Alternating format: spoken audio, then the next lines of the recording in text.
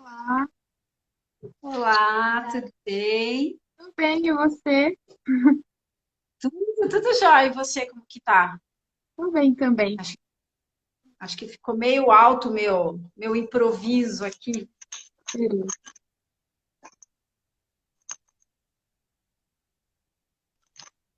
Já entrou uma pessoa. Acho que a gente pode se apresentar, né? Meu nome é Bruna, sou terapeuta ocupacional.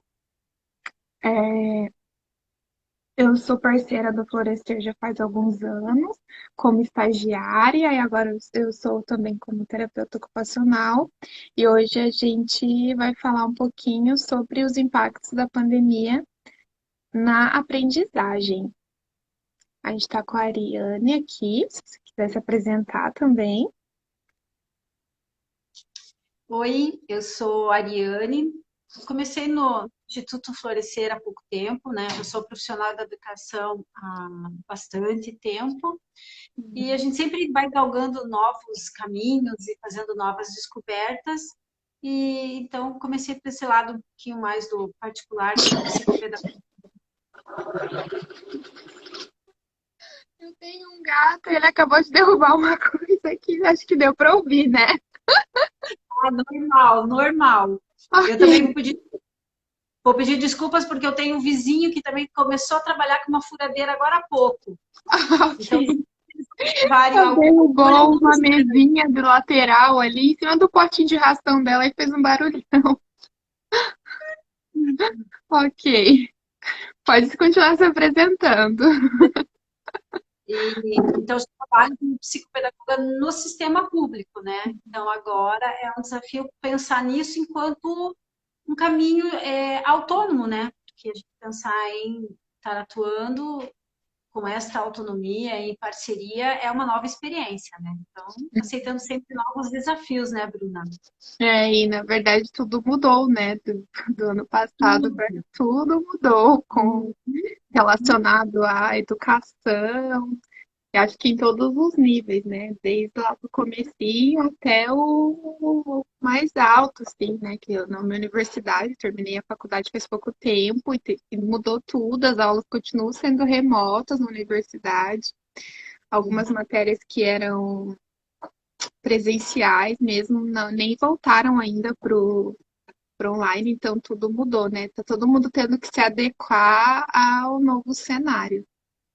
Exatamente. E a educação, ela é assim, né? O processo da aprendizagem, ele é muito dinâmico, ele tem essa linha muito tênue, né, que separa. Então, assim, foi um momento muito complexo e de extrema dificuldade que famílias passaram, as próprias escolas passaram, né? Se a gente pensar no processo do qual a gente conta da história, é professor, aluno, sala de aula, naquele habitat normal.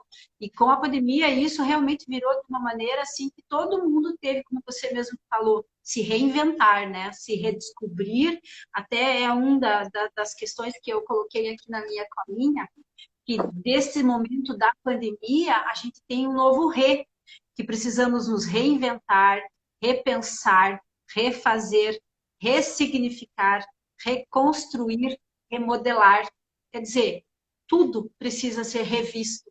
A gente não vai mais conseguir partir do que estávamos, né? A pandemia veio, tirou todo mundo, parece um tsunami, eu acho, uma comparação muito grotesca, mas veio como um tsunami. Concorda? Como um tsunami.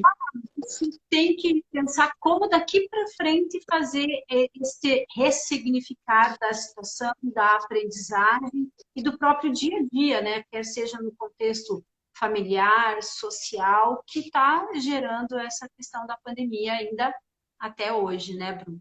Um rei que eu pensei em reaprender, né? Porque de ambos os lados, tanto do lado daquele que nos ensina, mas de nós que aprendemos também, nós tivemos que reaprender a manejar a situação, né? Que Uhum, aconteceu.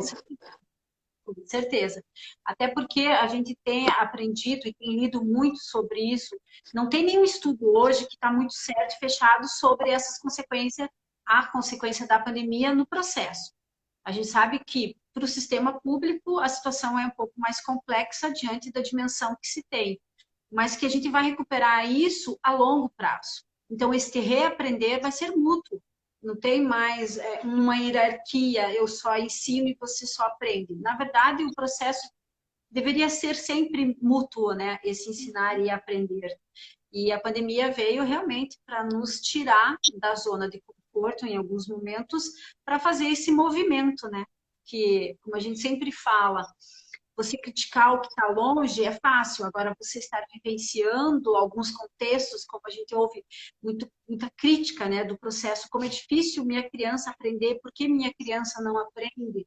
Agora, você estar, muitas famílias assumiram essa função, né? O ensinar, o ter que alfabetizar, e aí eles perceberam na própria pele a complexidade que é essa aquisição do conhecimento formal, né? Sim, é Então, que eu acho que até isso aprender não é fácil, né? Aprender não é não, fácil. Mas ainda não, aprendendo uma coisa que ninguém ainda tinha passado por isso, né?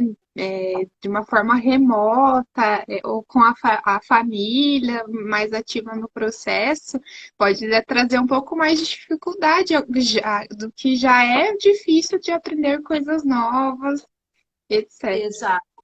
Exato. Um dos estudos até do Banco Mundial, ele até comenta que, vamos supor, né, no estudo ele fala que nós tivemos aproximadamente 160 dias do ano passado sem aula, tá? Não teve aula presencial, então os pais assumiram. Mas nós sabemos que isso vão ficar lacunas, ou houveram perdas nesse conhecimento formal, né? Então, como recuperar isso? Vai ser assim um passe de mágica? Ai, quem nos dera, né? Vai ser um processo lento. E aí nos preocupa um pouco esta nova conjuntura que teremos para frente, né? Então, se houveram lacunas, como suprir isso, pensando no campo da aprendizagem e até na intervenção psicopedagógica, né? A gente acaba observando algumas famílias muito ansiosas, e aí a gente já entra até naquela questão das dicas, né? Ah, vamos fazer a agenda do meu filho super lotada. Ele vai entrar no inglês, ele vai bom, e nem desmerecendo nenhuma, não estou fazendo comparação aos processos, mas o quanto eu posso estressá-lo sem um tempo também para acomodar todo esse conhecimento que as crianças tá chegando a elas, né? Quer seja no híbrido, no retorno presencial das aulas. Então, assim, a cautela e o cuidado que as famílias precisam ter também nessa cobrança da criança, nessa questão dessa aquisição. Aprende, incomoda, assimila, devolve este aprendizado, né? Então, assim, é todo um ressignificar, um reaprender deste processo, né? E até vai mais além, né? Porque a escola não é só dentro da sala de aula, né, tem muito mais coisas envolvidas, questões sociais. A gente aprende muitas coisas em outros aspectos dentro da escola, né? E tudo isso foi algo que para muitas crianças ficou estacionado, né? Questões sociais. Eu li esse mesmo texto que você falou, é alguma coisa mundial, né? Eu não me lembro. E daí ele falava, né, que teve aspectos positivos, é, questões de tecnologia, então as crianças aprendendo a mexer, as famílias, a questão de pesquisa, né, delas pesquisarem o conteúdo, então teve alguns aspectos positivos no meio disso, mas tem os aspectos que vão para o outro lado, né? Que é uma dificuldade de lidar com a rotina dentro de casa, uma coisa nova, uma insegurança também, né? Questões sociais, né? Não tem mais aquele convívio, a gente convívio, o brincar mesmo também, né? Que é uma maneira de aprender. Então, tudo isso foram coisas que começaram a existir, mas a aprendizagem em outros aspectos, né? Você falou um ponto bem interessante, Bruna. A escola, o espaço do processo, ele não é só o conhecimento formal, né? A escola, aquele ambiente, aquele espaço vivo, ela é muito mais do que isso, né? Ali eu tenho socialização, Você, como psicóloga, fala muito melhor do que eu nesse sentido. Interação, o convívio, regras, frustrações, né? Porque às vezes ele quer aquela brincadeira que naquele momento não vai ter, então eu vou me frustrar, coisa que em casa, às vezes, ele não vive nesse contexto, né? Se ele é o filho único, ele não vai ter nem com quem dividir. Frustrar-se, então, é mais difícil ainda.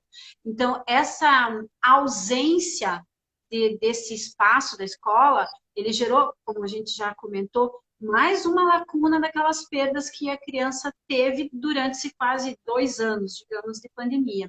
E a gente tem observado nesse retorno às aulas, as crianças estão precisando se readaptar até as crianças maiores que já estavam acostumadas à escola. Regra, horário, eles parecem que esqueceram ou têm uma certa estranheza de ter que acatar algumas coisas que eles perderam. Isso a gente não fala nem dos pequenininhos, né? Porque os pequenininhos parece que houve assim, passou um branco total, que eles perderam a socialização. Então tem muito choro ainda, é muito estranhamento daquele entorno todo. Então é um período assim muito delicado esse retorno também presencial. Algumas já têm, né? Já teve um retorno semipresencial desde o início do ano. Mas se nós pensarmos assim bem gradativo e sistemático, está começando agora, né, nesse segundo semestre. Então, são muito cuidadosos todos esses passos que a gente tem que fazer com a nossa criança, porque a gente sabe, né? Marcou agora, registrou, provavelmente, se não bem trabalhado, ele vai levar esse adereço por muito tempo, né? Então, esses cuidados, essa questão do que eu falei, da agenda lotada, vamos sobrecarregar nossa criança, são cuidados que a gente vai colher lá na frente, né? Então, assim, a gente não vai conseguir recuperar praticamente 2 anos letivos em um semestre ou um ano. Não, infelizmente. Vai ser um processo longo, cuidadoso e tem que ser muito bem planejado para que a gente não deixe muito pontas soltas que lá na frente vai prejudicar mais ainda a nossa criança, o nosso estudante, o adolescente, né, Bruna? Aí, além até do contexto dentro da sala de aula, tanta coisa mudou fora dela também, né? Questão, as turmas reduzidas, questões de higiene mudou bastante, a alimentação, o transporte, tudo isso também mudou muito, né? Eu tenho uma irmã mais nova, ela tem 9 anos, e ela tem uma dificuldade, porque como ela ficou em casa não precisa usar máscara, né? E a gente também evitava sair de casa, ela brinca no quintal, ela tem a liberdade de brincar sem máscara. Aí a dificuldade foi ela querer brincar em outro ambiente. E daí, como que usa a máscara? Até essas questões também mudaram bastante para eles, né? Muita informação. Muito. É muita informação e que não tem como descuidar, né? Essa questão, assim, a gente sabe que a lei, ela possibilita o não uso da máscara para uma parcela muito exclusiva, né? Que ela tem essa previsão legal do não utilizar a máscara. Mas para eles é algo assim muito difícil. A gente vê que eles têm uma dificuldade, primeiro porque não tem o contato, né? Já começa por aí uma certa ausência. Como que eu faço um processo de aprendizagem sem ter contato direto com a criança, né? É algo que até para o professor ele se sente meio podado, mas como que eu não pego na mão? Como que eu não tenho? Porque a gente não pode esquecer que a aprendizagem ela também vem em volta e embrulhada com amor, porque todo o processo tem que ser amoroso, né? Vínculo, E né? o vínculo, exatamente. Então, tem esse distanciamento, esses protocolos que tem que ser muito seguidos à risca, porque a gente sabe que as consequências podem vir e ninguém quer uma terceira, quarta, quinta onda, né, nessa situação. Então, assim, é difícil. E no começo, eles observavam, por exemplo, um parquinho e não estava liberado.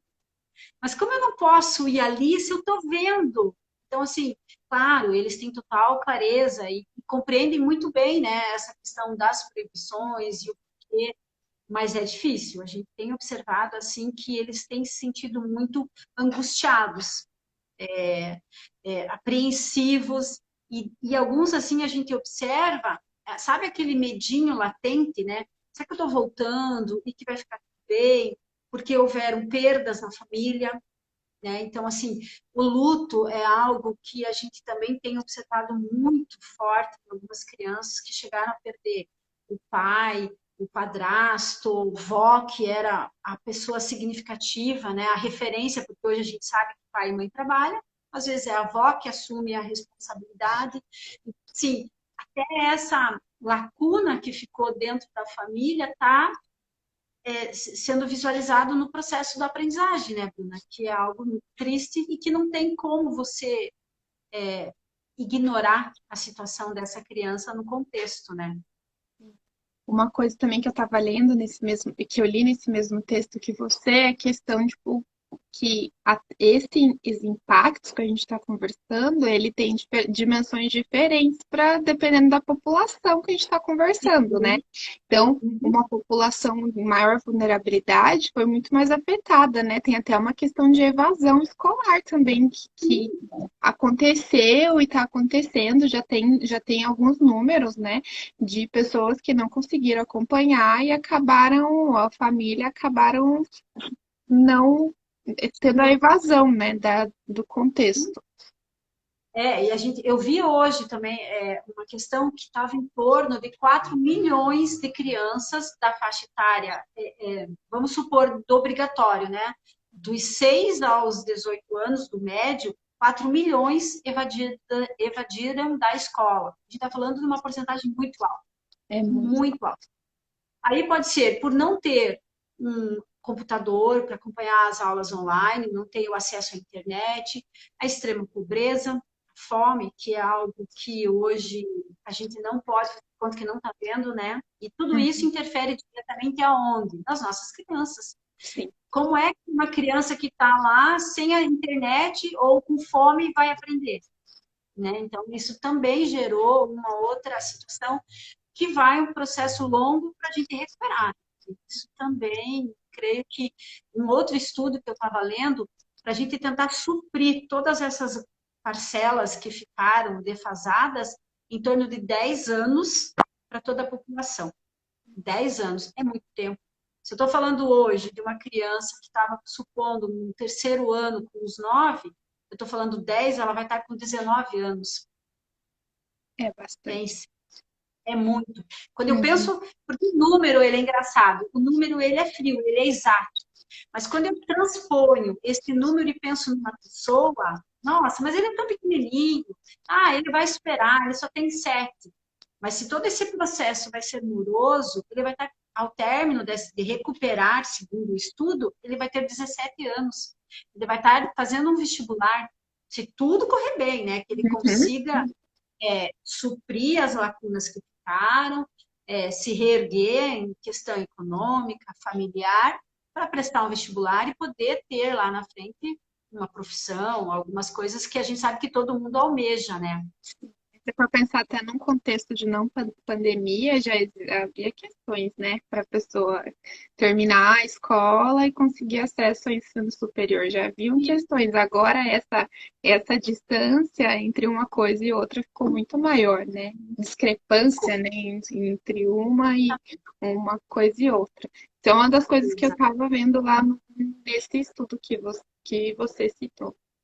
É, outra coisa que eu gostaria de falar é sobre também a gente tem os impactos da pandemia, mas também pensar de uma maneira algumas coisas que foram boas, assim, né? Talvez a Uhum. participação da família de maneira mais ativa no processo mesmo de educação é um ponto que eu lembro que eu li ali, né? Que eu estava vendo. Se você puder citar outras coisas também que mudaram, que foram diferentes, mas a gente falou bastante de impacto, de certa forma, mais difíceis, né, da pandemia, mas também tem algumas coisas que a gente pode conversar. Como a gente até fez uma comparação, né, com o tsunami, depois de toda a situação que nos tira daquele marasmo, daquela zona de conforto, digamos assim, teve sim grandes conquistas, um novo olhar, né? Alguns processos conseguiram. Por exemplo, a família se aproximou muito mais, né? Se você pensar nesse núcleo familiar, a pandemia veio e ela fortaleceu. A família passou a olhar o processo de aprendizagem também com outros olhos. Ela se viu participe ativo disso, né? Quantas mães tiveram que dividir o seu tempo, mãe, pai, vó, enfim, né? Uma referência familiar, assumir aquela parcela e ajudar a criança, o seu estudante, no processo. E isso veio também pelo lado bom. A escola, a família, elas tiveram uma mesma preocupação, né? Ela conseguiu também estreitar um pouco mais essa junção, que a gente sabe que eu preciso ter toda a sociedade em volta numa questão para que ela possa caminhar. E isso foi muito bom. A gente consegue observar esse olhar mais cuidadoso, família e escola, com essa Então, né? aproximação. Uma Oi? aproximação, uma aproximação. Uma aproximação. Eu acho que diminui-se um pouco as críticas e eu penso nessa corresponsabilidade, que é, eu acho que devemos pensar na questão corresponsável do processo. A família brincar, ela percebe que através da brincadeira, ela também consegue com que a criança tenha. E muitos estudos mostram, eu não preciso gastar horas com o meu filho para ter essa qualidade. Então, a gente viu até, teve uma pesquisa que eu achei bem legal, ano passado, o número de jogos antigos, vamos dizer assim, jogos de tabuleiro, que foi adquirido, foi um número assustador, ninguém se imaginava. Então, até me foge o nome, trilha, dama, enfim, jogos de tabuleiro, batalha, banco imobiliário. Por quê? Porque houve um momento mais introspectivo. E todo esse processo gerou o quê? Vantagem para a criança.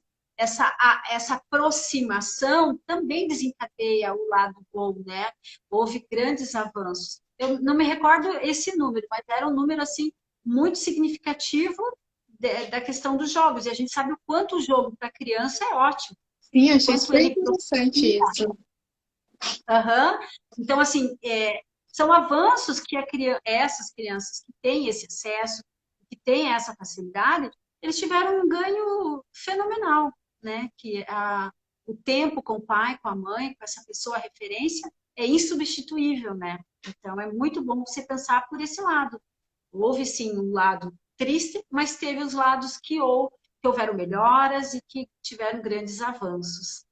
Sim, e também há novas formas de aprender, né? Em vez de, talvez, naquele ambiente de ficar sentado, com o caderninho na frente, também levar isso para o contexto, né? Vamos aprender a contar de outras formas, vamos aprender isso de outras formas, fazendo pesquisa de maneiras diferentes, né? A gente entra na tecnologia novamente, então vamos fazer pesquisas, vamos ver esse vídeo, vamos ler isso, outras formas, tem que fazer uma busca ativa mesmo para obter informação. Exato. Até muitos dos kits, né, que a gente chamava, que vai para as escolas, e é muito link dessas informações para complementar mesmo, né? Então, é legal que até algumas pesquisas incentivam esses pais. Vamos conversar sobre o tema. Então, não tenho muito tempo, mas eu estou lá fazendo a janta. O que que você aprendeu hoje? Ah, mãe, não lembro. Então, assim, não vou pegar no sentido de uma bronca, numa cobrança. Como não lembra? Você só estuda. Ah, não lembra? Vamos pegar lá na agenda, o caderno, o que, que você trabalhou, sabe? Para também fazer este movimento de uma forma mais leve, porque a gente não pode esquecer que para eles também está difícil. Então, tem lá o link, vamos assistir junto aquela aula. Trabalhou lá, sei lá, um conteúdo de história, por exemplo. Vamos ver. Ah, eu lembro, na minha época. Nossa, interessante, não sabia sobre esse assunto. Assim como você falou, vamos pesquisar juntos, né? Não é porque a gente é pai e mãe que a gente tem que ser super-herói e dizer que sabe tudo. Mentira, porque eles percebem e sabem quando a gente também está blefando, né? Ah, eu acho que meu pai não sabe tudo isso. Mas, sabe, a simplicidade, ser verdadeiro, não tem igual. Eles percebem e eles tem essa sacada que a gente acha que engana, mas eles são muito ávidos hoje em dia, né? E por terem passado mais tempo ainda, esses 2 anos, nesse convívio com pai e mãe, então eles percebem até no piscar da mãe, do pai, da avó, eles já sabem que aquilo ali tem alguma coisa que não é 100%, né? E até teve uma situação no afilhado meu que recebia os kits e tudo para estudar em casa, e daí essa minha colega, ela ia fazer junto com ele, né? Ela mesma tinha que pesquisar para ela relembrar. Então, isso é um processo também, porque não é fácil. Quando a gente estava, um contexto antes da pandemia, a gente deixava como se fosse nas mãos das crianças, professores Sim, lidar com aquilo, né? Se uma família que participava mesmo, uma família mais ativa, podia acontecer, mas normalmente ficava naquele contexto professor-aluno. Aí quando saiu disso, que daí a família entrega ali, os pais têm que devolver, né, para a escola, e daí que vai tentar ajudar a criança a resolver aquela questão, e daí tem que pesquisar também para relembrar, e daí depois aparece de volta, daí, mas como que era mesmo que eu fazia isso daqui? Então, até ressignifica, né, essa questão da aprendizagem, né? Demora para aprender, a gente tem que relembrar, tem que pesquisar. Pô, é algo também que aconteceu. é A verdade. minha colega me falava, né? Eu tenho que pesquisar e depois eu esqueço, eu tenho que lembrar de volta e pesquisar de volta. É uma ressignificação mesmo dessa aprendizagem. Exato. E aí e eles percebem as áreas de conhecimento ou informação, eles sabem, aquela que meu pai mais gosta, aquela que minha mãe também mais simpatiza. Essa aqui a minha mãe diz que é para esperar o meu pai porque ela não gosta muito, ou vice-versa, né? Essa questão, porque é nato de nós seres humanos, né? Algumas coisas a gente tem afinidade e outras nem tanto. E com a criança é a mesma maneira, né? É o mesmo processo. Algumas ele aprende assim, outras ele já vai com um pouquinho mais no seu ritmo. A gente nem fala de lentidão ou não. Cada um tem o seu ritmo nessa aquisição do conhecimento, né? E vale a pena a gente ter esse olhar. E creio que essa conquista dessa aproximação, desse estar junto no processo, os pais agora, eles pegaram o gostinho, né? A família que tem, né, que consegue esse tempo a mais de participar, de acompanhar, ela vai se fazer presente, né? Então, eles têm muito a, a ganhar com essas interações mesmo, né, Bruna? Alguém que está assistindo tiver alguma dúvida, alguma até uma colocação mesmo de uma outra situação que tenha vivenciado, acontecido, pode mandar para a gente aqui também. É. Quando a gente vê na prática é bem diferente, né? Bem Uhum. diferente. Eu vi bastante isso com a minha irmã, é, com a minha mãe, né? Tendo questões de auxiliar, até a questão de tecnologia com a minha mãe mesmo, né? Para ela receber esses materiais e fazer essas coisas. Foi uma questão para ela lá no começo, né? Como que eu vou enviar os materiais, ou acumula, materiais, né? Também foi uma questão, né? Sim, é o desafio. Uhum, Uhum. foi o desafio. Essa geração nova, ela já chegou habilitada, né, à internet, a esse canal. Mas para muitos ela ainda é algo que causa uma certa estranheza. Aí é a geração mais nova que auxilia. Quantos a gente vê que ajuda a avó a fazer transação no celular, pagamento. Então é a troca, né? É esse ressignificar das ações mesmo, né? Mas a gente tem que pensar assim, né, que a questão da aprendizagem, ela é constante mesmo, né? Dentro de casa. Então, se a gente está pensando assim agora, neste momento, como ainda continuar a incentivar, né, essas famílias nessa aquisição, nesse desenvolver da criança? É sempre pensar em franqueza com as nossas crianças. Eu acho que é a primeira coisa que a gente tem que pensar. Eles são muito rápidos, eles estão muito sedentos por conhecimento. Então, assim, vamos continuar estimulando, vamos continuar instigando eles ao aprender, à busca. Então, vamos pensar assim: eu tenho, mas ele é tão pequenininho. Então, como eu vou fazer já se ele é pequenininho? Vamos começar pequenininho também. Autonomia do quê? Hoje você vai tentar pôr o teu tênisinho. né? E começar desde pequeno a instigá-lo nessa autonomia, porque a gente tem que pensar que eles crescem para quê? Para a vida, para o mundo. E quanto mais rápido a gente dar as ferramentas para eles, mais rápido eles vão estar se apropriando disso, né? Então, assim, esse cuidado eu acho que vai ser constante mesmo, né? Aí eu olhei ali, mas não tem A conversa. Cláudia Fernandes falou muito aprendizado para todos, com certeza, para todos. O meu É, TCC eu apresentei online. Foi uma coisa que eu não esperava, assim, né? Foi aqui sentada na minha casa, né? Então as coisas mudaram muito, né? Muito. uhum, A gente teve que aprender, né? Imagina, eu fico pensando para os professores mesmo, né? Avaliar a banca. A minha família assiste online também, então foi todo um aprendizado de todo mundo, né? Foi muito diferente do que a gente estava habituado. foi. Eu via da minha menina também, foi da apresentação da banca. Ao mesmo tempo que é um novo processo, é difícil porque você fica longe, né? Você pensa o quanto a distância também causa uma certa estranheza, né? Mas é a nova era, chegou algumas questões da tecnologia e eu acho que em alguns momentos a gente não vai mais retroceder, né? É Daqui o para novo frente. normal, né? Que a gente vai ver como que vai ser daqui para Uhum. frente. Frente é o novo normal. E pensando nesse novo normal, nessas questões assim, é, de dar esta continuidade, o que a gente pode pensar assim, eu enquanto mãe, enquanto profissional, né? O que a gente pensa para essas nossas crianças? Como fazer isso com essa cautela?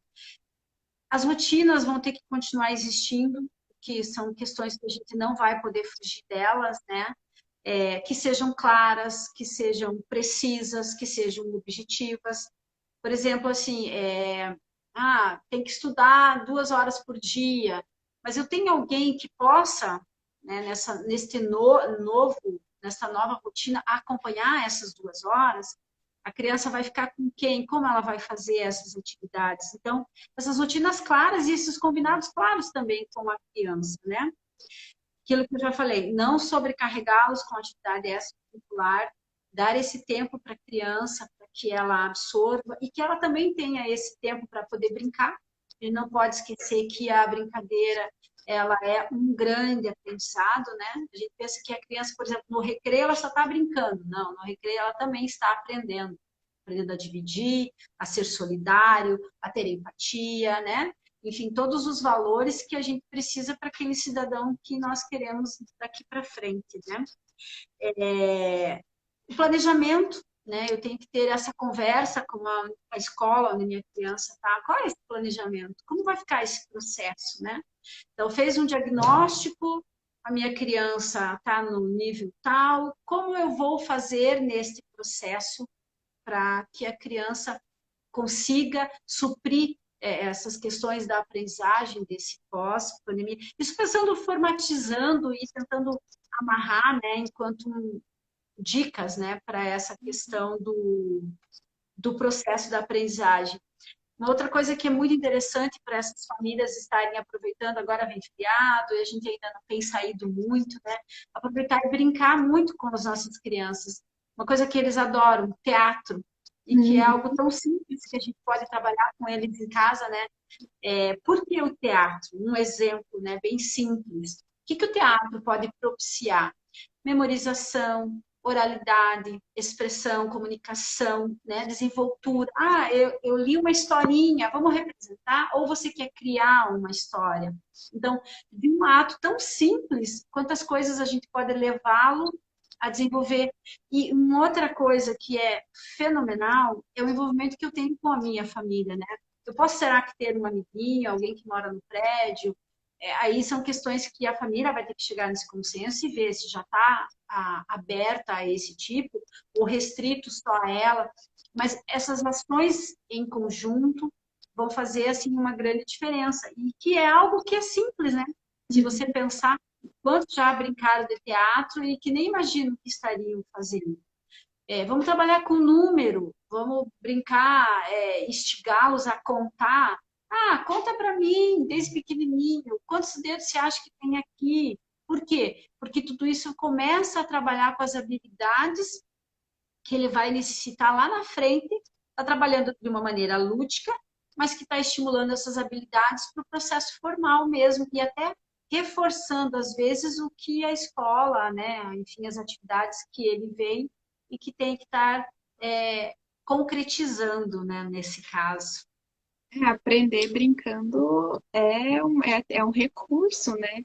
Eu estou no contexto da clínica e é brincando que eu consigo, né? Trabalhar com as crianças. Então, ensinar, né? Tem, tipo, algumas demandas que vêm, é com contação de histórias, é com livrinho, é com massinha, né? É com o lúdico mesmo, com a brincadeira, né? Ela é um aliado, se não o mais Uhum, importante no processo de aprendizagem da criança, né? exatamente. Vou pegar um outro exemplo muito simples e muito fácil, um quebra-cabeça. Ah, mas eu não tenho um quebra-cabeça. Então vamos pensar que eu achei uma figura, eu recorto, eu achei uma cena bonita, eu colo no papelão, né? Se eu quiser uma fita, eu posso um durex por cima para poder ficar mais resistente. Recorto de algumas maneiras em que eu possa depois pensar no encaixe. E eu trabalho com esse quebra-cabeça. Então, eu produzi o quebra-cabeça, ele recortou, ele confeccionou, e depois eu vou montar. Ai, mas um quebra-cabeça. Gente, o que um quebra-cabeça propicia aquela criança? Seriação, classificação, cor, forma, tamanho. Então, assim, ali, nesse desafio, a família vai estar reunida num procedimento muito tranquilo, mas que para a criança ela vai ter conquistas de aprendizagem que são inúmeras.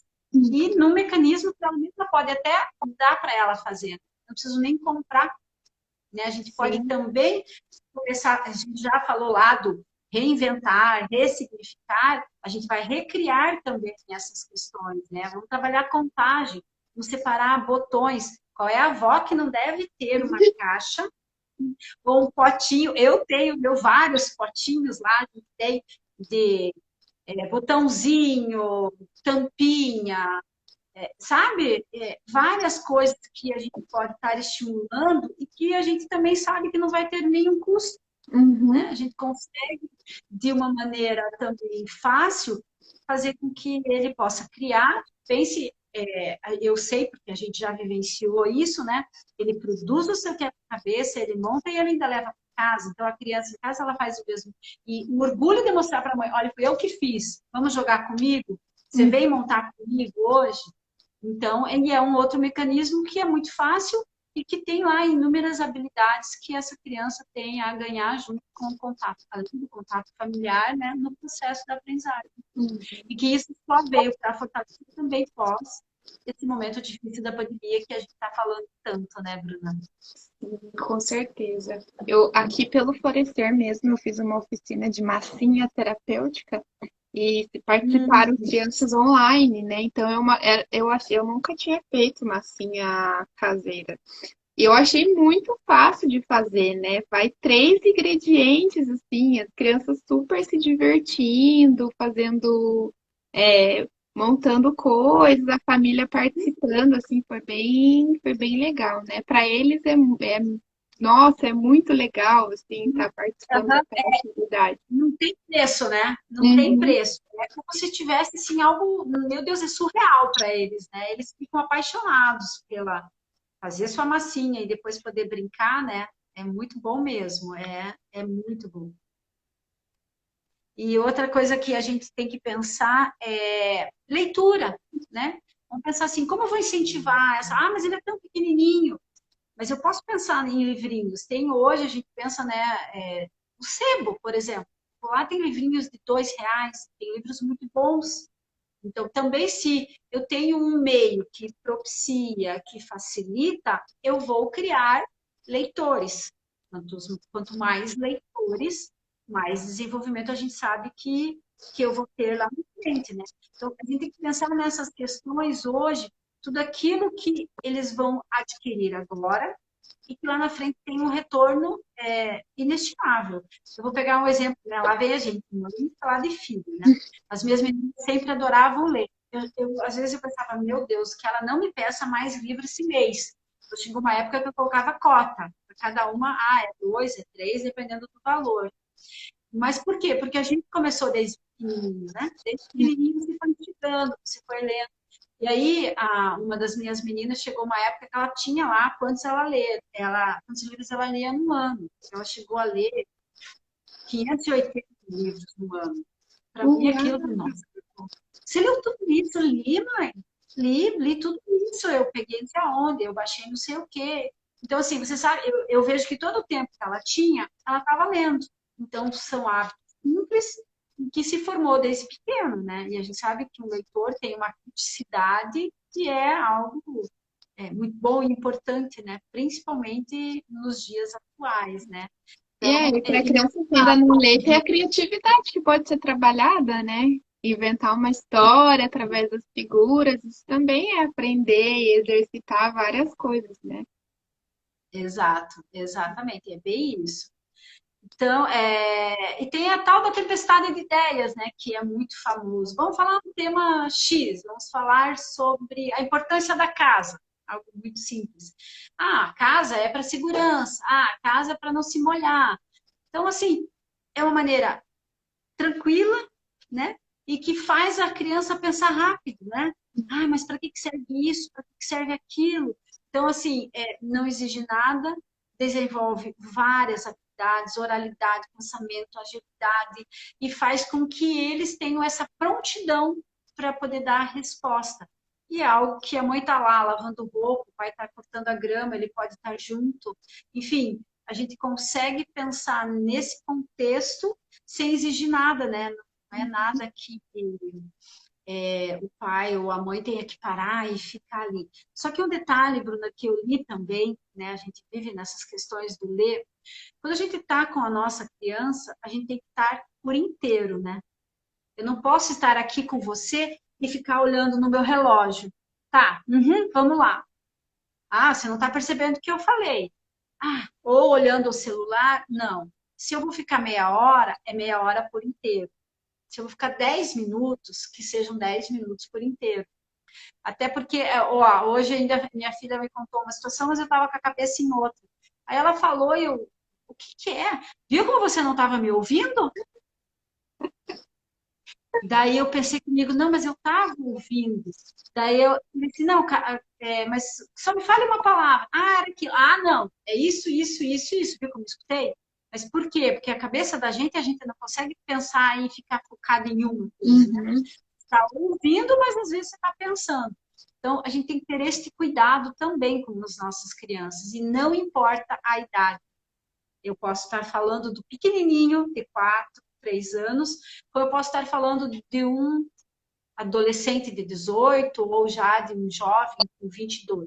A questão do estar atento e de se fazer presente em qualquer momento é fundamental, né?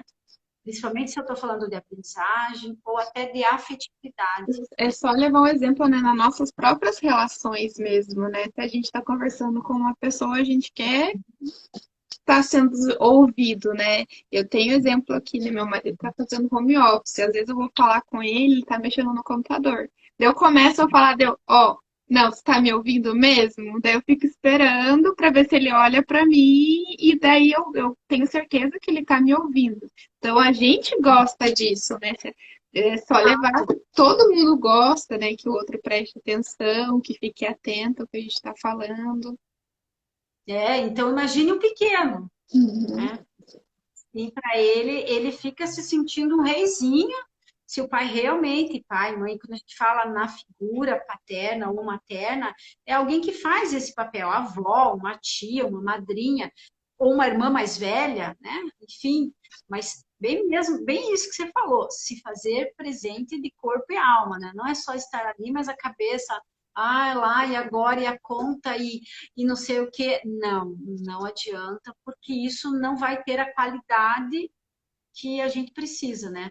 Eu posso ficar 3 horas Eu aqui, ele ali, mas eu não estar presente, eu não ganhei 2 minutos, né? Então, isso também é um detalhe importante que a gente precisa ter essa atenção necessária para com as crianças, né? E se não é possível naquele momento, né? Tipo, até uma habilidade de espera, né? Falar para a criança, olha, agora eu não consigo, vamos Isso, depois, né? Então, que a gente não consegue estar sempre disponível, mas a gente pode conversar, né? E falar, ó, depois, ou amanhã, agora eu não consigo, né? É uma questão que existe no mundo, né? A gente uhum, tem que esperar as coisas. Isso acontece na escola, acontece em casa, em todos os ambientes. exato. O desenvolver e o criar a paciência, né? O entender que bem, você falou, o entender que nem tudo vai ser na hora que ele quer e do jeito que ele quer, né? Então, assim, não posso mesmo agora, mas então daqui a pouco a gente vai. Aí a gente retorna aquilo que a gente já falou lá no comecinho, né? As coisas muito claras, os combinados muito assertivos, né? Para não falar e depois desfalar, para não dizer e depois desdizer, porque senão eles também perdem a confiança, né? Ah, minha mãe só fala, né?